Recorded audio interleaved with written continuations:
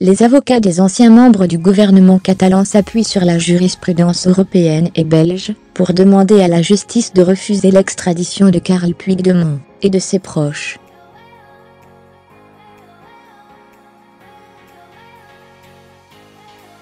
Le Monde /vertical par Jean-Pierre Strouban, Bruxelles, Bureau européen. La Chambre du Conseil de Bruxelles doit commencer, vendredi 17 novembre, l'examen du mandat d'arrêt européen lancé par Madrid à l'encontre de Carles Puigdemont, le président démis de la Catalogne, réfugié dans la capitale belge, avec 4 de ses anciens ministres régionaux, les conseillers Tony Commun, Louis Puy, Clara Ponsati et Meric Celceret.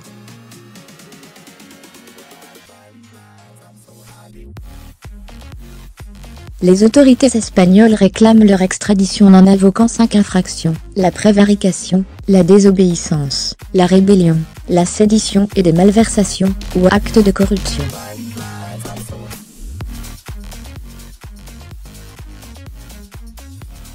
En l'occurrence, l'utilisation présumée de fonds publics, à hauteur de 6,2 millions d'euros, pour l'organisation du référendum illégal du 1er octobre.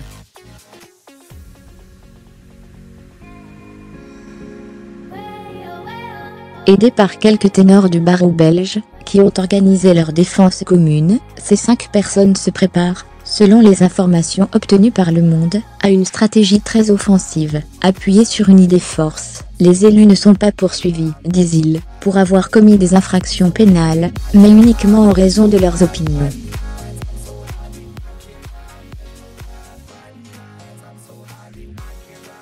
S'orientant, dès lors, vers la contestation d'une procédure qui est, à ses yeux, purement politique, Meritxell Hirsch, l'une des avocates des responsables catalans, estime que face à une question devenue européenne, le juge belge saisi du mandat espagnol est devenu de fait le garant des libertés individuelles.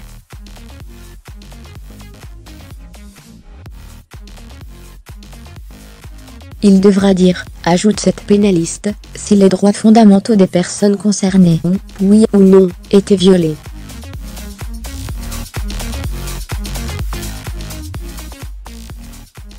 Et déterminer si ce mandat n'a pas été lancé seulement pour réprimer des opinions, la liberté d'association, et le droit de se présenter librement à des élections.